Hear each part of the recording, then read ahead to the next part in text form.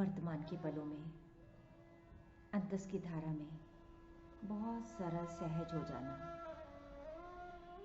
सीधे स्वस्थ सुखद आसन में थोड़ी देर श्वास साधना। जीवन यात्रा है यहाँ, और जीवन का एक ही लक्ष्य हो सकता है, अपने तक वापस आ जाना। इसीलिए अगर नए साल में लक्ष्य बनाने ही हैं तो ऐसे लक्ष्य बनाएं जो आपको आप तक ही वापस ले आए, क्योंकि वास्तविक गुरु आंतरिक होता है, परम गुरु। यदि गुरु के सामने सिर झुका रहे हो तो बात सांकेतिक होती है, और उसमें संकेत ये होता है कि आपके सामने सिर झुका करके बाकी दुनिया से जरा विद्रोह कर लिया है।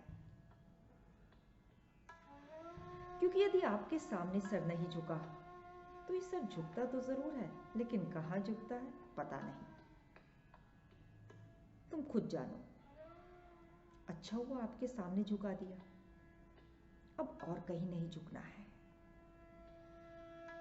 मुद्दे की बात यही है कि यह पकड़ना जरूरी है कि सर कहां कहां झुक रहा है। जब सर कहीं और झुकने लगे तो तुरंत सचेत हो जाना कि बेवफाई हो रही है, चीज किसी की थी और किसी और को चढ़ाई जा रही है। ये सिर किसके लिए है? जो सर प्लस वो प्लस परी, सर्वोपरि है, सर्वोच्च है, ये सर उसी के लिए है। लेकिन इस खोपड़िया में उसके सिवा सब कुछ भरा है, एक उसकी याद को छोड़ के। लेकिन थोड़ी थोड़ी ये गुनगुनाहट तुम्हें तुम्हारे करीब ले आएगी। एक याद तुम्हारी याद रहे और दिल में किसी की याद न हो, मेरे दिल की सुंदर नगरी में कोई तेरे सिवा आबाद न हो। एक याद तुम्हारी याद रहे। याद उसी की जो सर्वोच्च है, ये सर उसी के लिए है। भीतर देखना, हम ये सिर कहां कहां झुका देते हैं। थोड़ा किसी ने लालच दिखाया, थोड़ा हमें डरा दिया, झुक गया हमारा सर। थोड़ी शर्म आई, थोड़ी ग्लानि हुई, सिर झुक गया। कोई अपने से ऊंचा दिख गया, सिर झुक गया। कहीं बाहर की जो टेम्परेरी चीजें हैं उनके लालच में अपने सिर को मत झुकाओ। बस यही आंतरिक गुरु का अभिनंदन। सजग रहना। गुरु को भी तुम्हारा नमस्कार तभी सुहाता है जब तुम ऐसे हो कि बाहर हर जगह सिर नहीं झुकता। अगर तुम बार बार हर किसी के दर पर झुकते हो और गुरु के सामने भी झुक गए तो गुरु ने कहना है तुम तो पहले ही झुके हुए हो, तुम तो पहले ही बिके हुए हो। अगर ये सामने भी झुक गया तो क्या हुआ? बात तो तब है जब कहीं ना झुको, जब हल्के में ना झुको और एक के सामने झुको। इससे आगे की भी एक बात है। अगर तुम कहीं नहीं झुकते हो तो एक बिंदु आता है जब एक के सामने भी झुकने की जरूरत खत्म हो जाती है, क्योंकि तुम उसी में एक हो जाते हो। अब क्या करोगे झुककर? जब बाहर शिष्य था भीतर गुरु था, तब शिष्य को गुरु के सामने झुकना पड़ता था। लेकिन जब बाहर और भीतर एक हो गए तो कौन किसके सामने झुकेगा? सब बराबर, सब समरस हो गया, सब एक, पानी पानी में मिल गया। भेद कैसे करोगे? कौन गुरु कौन चेला? ले देकर बात एक ही है। जरा नजर रखा करो अपने ऊपर, कहां कहां झुक जाते हो। याद रहे, कहीं भी झुका जा सकता है। ये दुनिया इतनी विचित्र है कि तुम्हें पता भी नहीं चलेगा कि क्या तुम्हें झुका ले गया। कुछ भी हमें झुका सकता है। इसे झुकने का व्यापक अर्थ समझना होगा। ध्यान देना, जो कुछ भी तुम्हारे लिए कीमती से कीमती हो जाए, बस उसी ने तुम्हें झुका दिया। भीतर देख लेना, तुम्हारे लिए क्या कीमती हो जाता है? सामान, सम्मान, संतान या समर्पण? किसकी तुमने कितनी कीमत डाली है? इसका तुम्हें ईमानदारी से विश्लेषण करना होगा। अगर तुम्हारे जीवन में अंतस की, शांति की, आनंद की कीमत है, तो उसकी सुरक्षा भी उतनी ही शिद्दत से करनी होगी, क्योंकि किसी भी समय कोई भी उस पर आक्रमण कर सकता है। शांति अगर इतनी अमूल्य है तो उसे बचा कर रखो। बेफिक्र मत हो जाना, सजग रहना। और कई बार तो छोटी सी छिपकली भी हमारी शांति भंग कर देती है। हमारे लिए तो ये छोटे मोटे नन्हे मुन्ने कीड़े ही काफी हैं, वासना के, कामना के। यही हमें हिला डुला जाते हैं। क्या आपको लगता है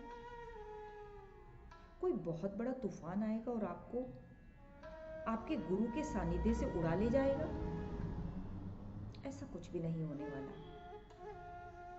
कुछ नहीं, किसी बड़े आयोजन की आवश्यकता नहीं है। आपको तो आपका ही मन विचलित कर देगा, कहेगा बहुत हो गया।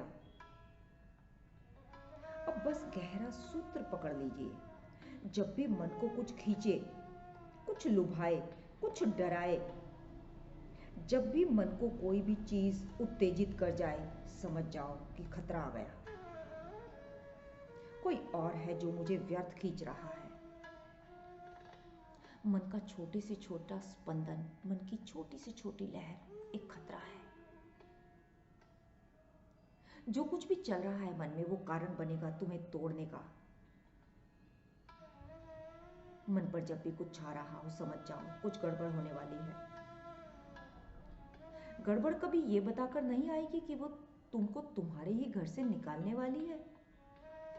बात कोई भी हो, अगर वो तुम्हें उत्तेजित कर रही है, तो तुम्हारे मन पर बस वही बात छा जाएगी। जब वही बात छा गई, तब तुम्हारा अंतस, तुम्हारा कहाँ रहा? वो तो पीछे छूट गया।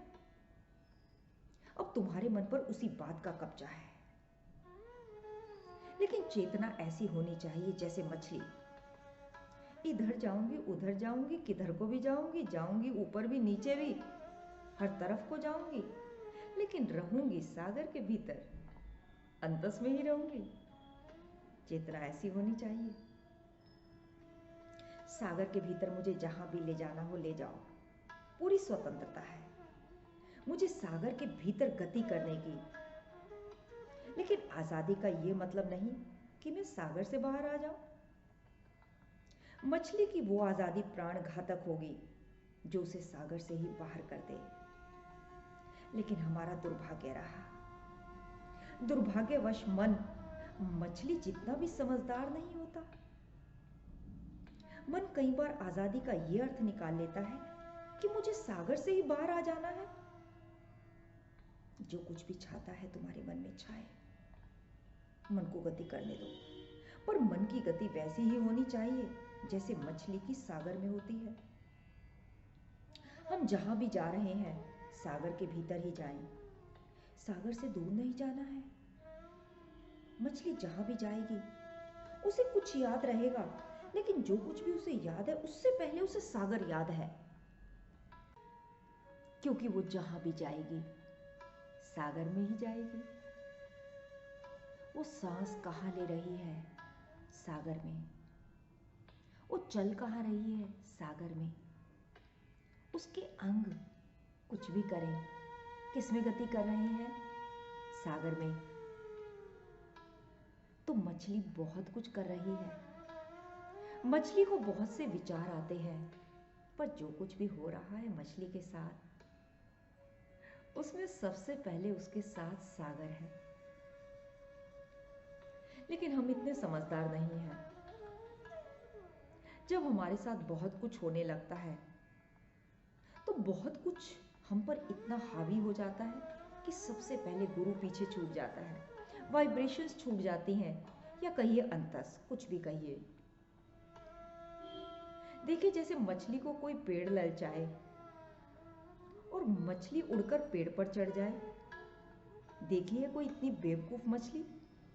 सागर के भीतर तूफान भी आते हैं, लहरें भी उठती हैं, और मछली कहे कि सागर तो बहुत विध्वंसक है, बेकार है ये जगह, बढ़िया शांति है सागर में, मैं तो चली जरा खेतों की ओर।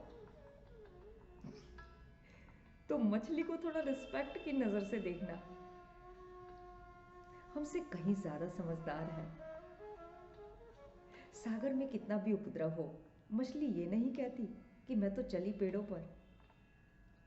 मछली को भी अगर लगेगा कि सागर में कुछ हलचल हो रही है, वह भागेगी, निश्चित रूप से भागेगी, कि लेकिन वो जहां को भी जाएगी सागर में ही भागेगी। वो नाता सागर से कभी नहीं तोड़ती, वो इस तरह की बेवफाई कभी नहीं करती। तुम्हें भी अगर कुछ आकर्षक लगता है तो अपने आप से पूछना कि जो कुछ भी मुझे आकर्षक लग रहा है उसमें सागर शामिल है या नहीं है। मन की गति में समस्या नहीं है, मन की सत्य विहीन गति में समस्या है। भावनाओं में, संवेगों में, वृत्तियों में भी समस्या नहीं है। समस्या तब है जब वृत्ति का लक्ष्य सत्य नहीं रहता, वृत्ति का लक्ष्य अंतस नहीं रह जाता, क्योंकि वृत्ति तो पूर्णता चाहती है, वृत्ति तो प्रेम चाहती है। प्रेम क्या है? पूर्णता की तलाश। एक्चुअल में बात यह है कि वो वृत्ति प्रेम और पूर्णता कहां तलाश कर रही है। तलाशने में भी कोई दिक्कत नहीं है, पर तुम तलाश क्या रहे हो? क्या तुम्हारी तलाश में सत्य शामिल है? तलाशते समय क्या तुम्हें याद है कि तुम वास्तव में क्या तलाश कर रहे हो? भीतर झांकना।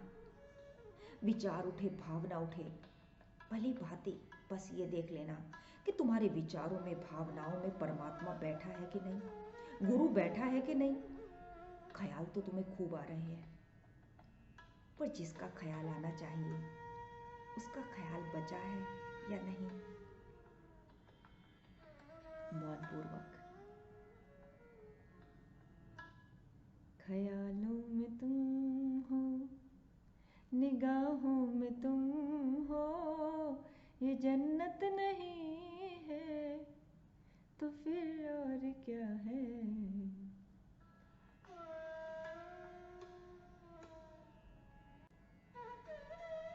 पिछले वॉल्यूम में हमने देखा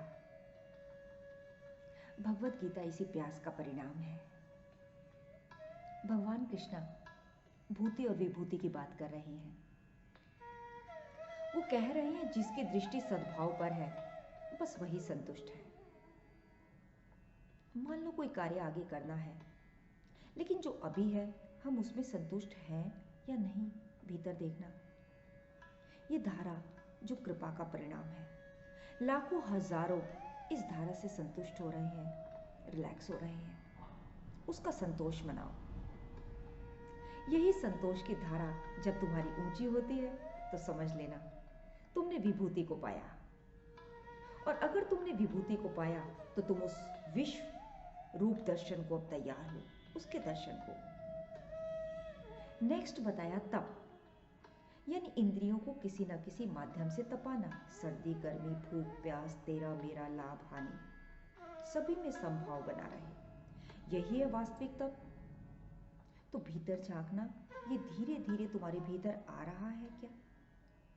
अगर आ रहा है तो आप तैयार हो उसके दर्शन करने के लिए। नेक्स्ट कहा दान, यानी जो हमेशा देने के लिए तैयार है। भीतर झांकना, हमारी सबसे ज्यादा आसक्ति कहाँ है? लक्ष्मी में।